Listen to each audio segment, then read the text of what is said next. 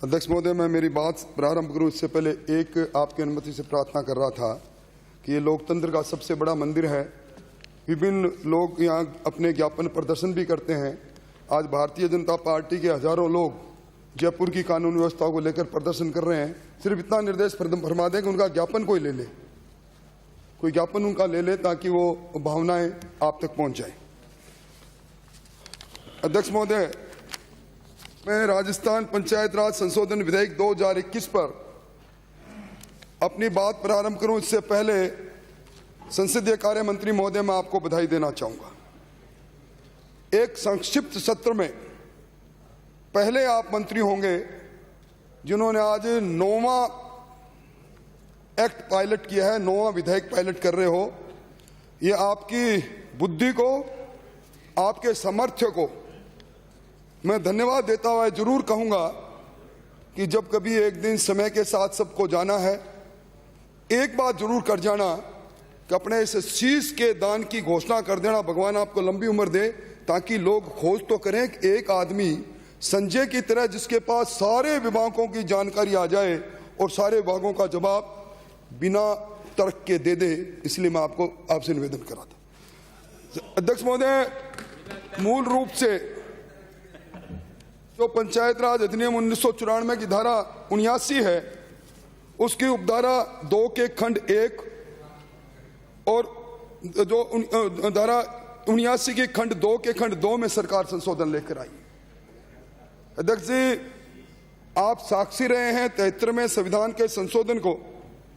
उस संशोधन की मंशा के अनुसार तत्कालीन मुख्यमंत्री भैरव सिंह जी शेखावत ने सदन के अंदर राजस्थान पंचायत राज अधिनियम 1994 में बनाया था। और मैं निवेदन यह कर रहा था कि उसके अंदर वो सारे संविधान के संशोधन की मंशा के अनुसार जो सारे जो प्रोविजन थे वो पंचायत राज अधिनियम 1994 में इनकॉर्पोरेटेड किए गए थे। आप मंत्री जी, ये जो 89(2)(1) के अंदर संशोधन लेकर आए हैं, ग्राम सेवक का नामांकन ग्राम विकास अधिकारी के लिए, 89(2) खंड 2 के अंदर ग्राम सेविका का पद का विलोपन करने का प्रस्ताव लेकर आए हैं। आप जो 89(2)(1) के अंदर जो संशोधन लेकर आए हैं ग्राम सेवक को ग्राम विकास अधिकारी के लिए, ये रिट्रोस्पेक्टिव इफेक्ट से लेकर आए। इसमें कोई आप नई बात नहीं कर रहे। इसी सदन में 27 मार्च 2017 को मेरे द्वारा पंचायत राज मंत्री के रूप में घोषणा की गई थी कि राजस्थान में जितने भी ग्राम सेवक हैं उनके कार्य को देखते हुए, कार्य के भार को देखते हुए, और चूंकि ग्राम सचिवालय बने जिला सचिवालय के तर्ज पर, राज्य सचिवालय के तर्ज पर, और उस सचिवालय में वो सारे काम संपादित हो, इसलिए उस वक्त ग्राम सेवकों का नामांकन ग्राम विकास अधिकारी के रूप में किया गया था।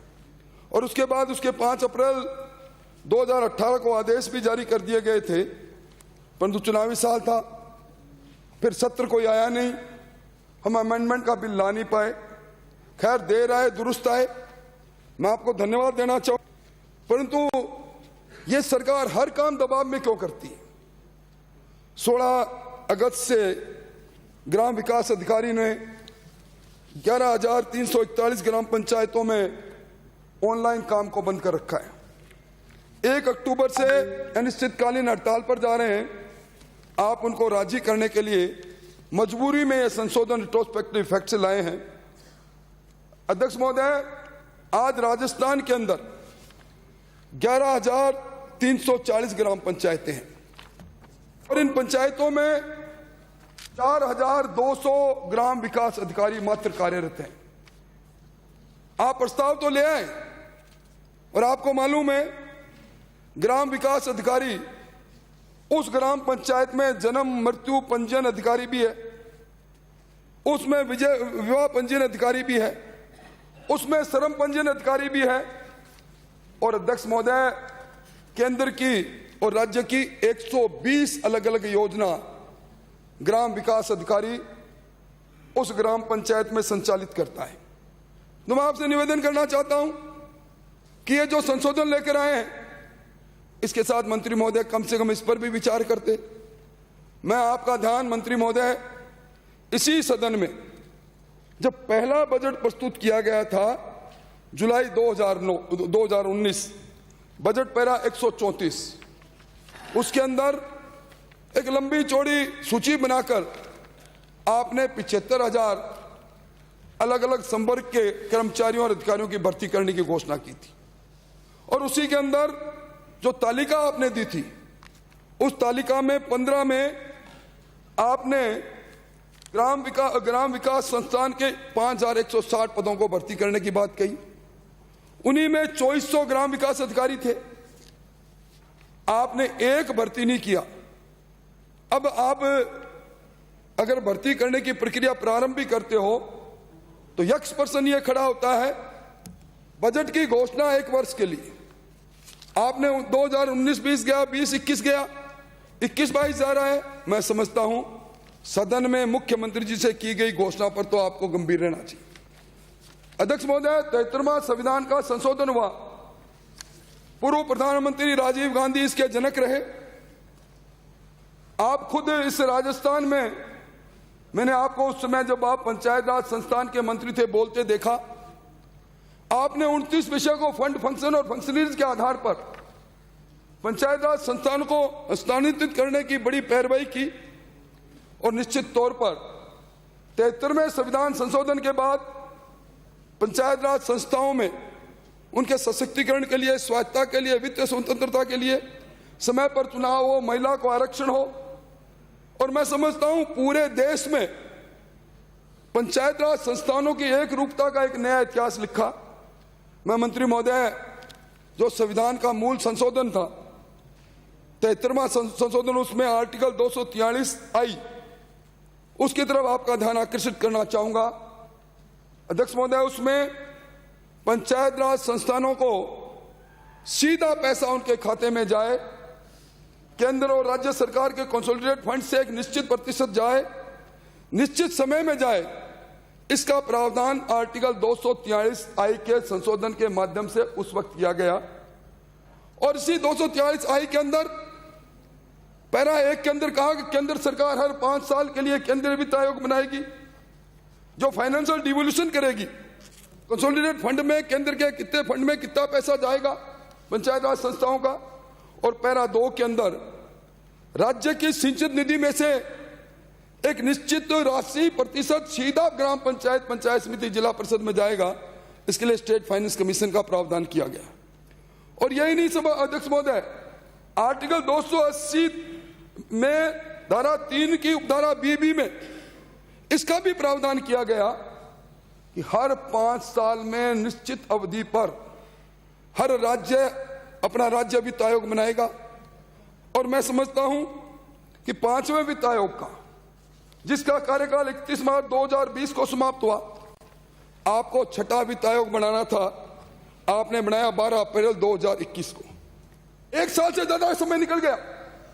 स्टेट फाइनेंस कमीशन नहीं, स्टेट फाइनेंस कमीशन नहीं, तो उसकी रिकमेंडेशन नहीं, उसकी रिकमेंडेशन नहीं, तो जो 6,000 रुपया आपको इन ग्राम विकास अधिकारियों के मार्फत ग्राम पंचायत के विकास के लिए देना था, उस पर कुंडली मार कर आप बैठ के, मैं समझता हूं आप संशोधन विधेयक ले आए, पर कम से कम इस बात को तो देखते। हम ग्राम सेवकों को ग्राम विकास अधिकारी दे रहे हैं, परंतु उसको उनके पास जो जाने वाला धन था उसका राह क्यों रोक रहे हैं? यही नहीं, जो केंद्रीय वित्त आयोग का पैसा था, 15वें केंद्रीय वित्त आयोग का पैसा 2700 रुपए की किस्त जारी हुई।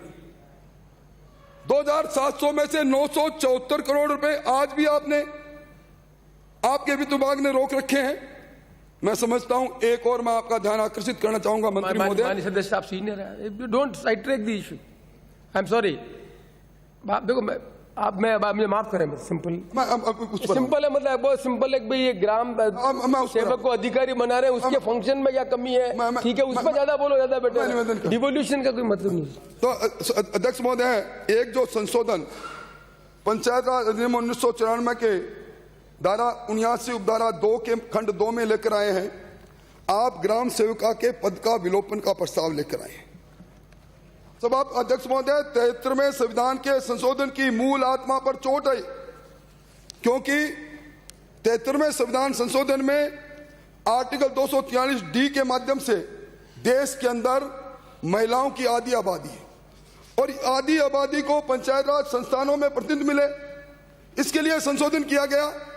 और ये ग्राम सेविकाओं का पद इसलिए सर्जित किया गया, इसको इस पंचायत राज संस्थानों के पंचायत राज संस्थान 1994 के आर्टिकल सेक्शन 15(6) के अंदर जब महिलाओं का आरक्षण हो गया तो यह पद इसलिए सर्जित किया गया मूल रूप से कि अभी अध्यक्ष महोदय, पंचायत राज मंत्रालय भारत सरकार का 2020-21 के अंदर पूरे देश के अंदर किस किस देश में महिला प्रतिनिधि कितनी कितनी है उसका ऑनलाइन पर मैंने वेबसाइट में देखा।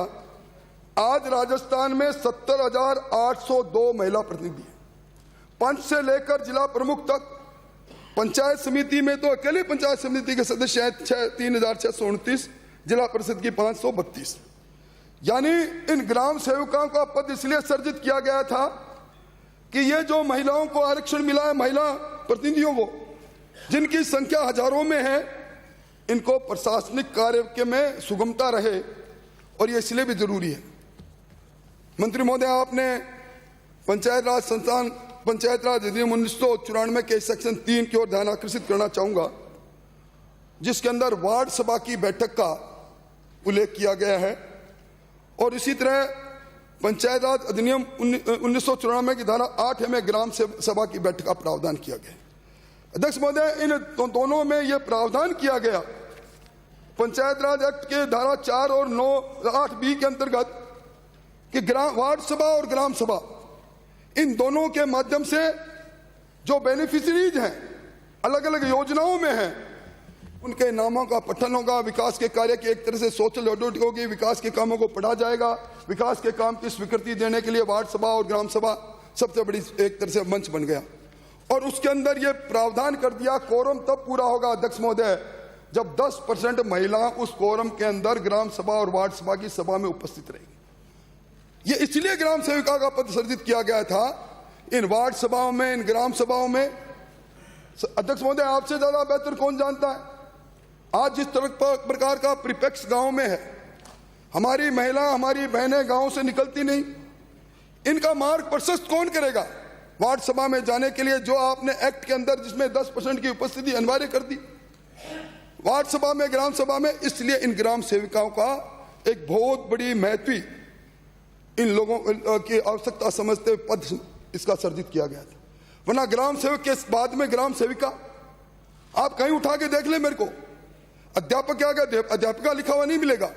पर चूंकि संविधान के संशोधन के माध्यम से महिलाओं के सशक्तिकरण के लिए जब इन पदों पर प्रमुख से लेकर पंच तक महिला पहुंच गई, जिनकी संख्या राजस्थान में 70,000 से ज्यादा हो गई, इसलिए उस समय तत्कालीन मुख्यमंत्री भैरव सिंह जी शेखावत ने इस पंचायत राज अधिनियम के सेक्शन 15(3) के अंतर्गत इस प्रकार का प्रावधान किया और जिसको आपने 89 के अंदर जो संशोधन लेकर आए हैं, 89 के उपधारा खंड 2 के खंड 2 में आप जिसको विलोपित करना चाहते हैं, मैं समझता हूं इसके बारे में आपको विचार करना चाहिए। आपका इरादा क्या है मुझे कुछ कहना नहीं, पर मैं ये जरूर कहूंगा मंत्री महोदय कि इस राजस्थान के जगाधरी नागौर से पूरे देश के अंदर पंचायत राज संस्थानों का शुभारंभ हुआ था। इसको मिटियामेट करने का काम भी आप कर रहे हो।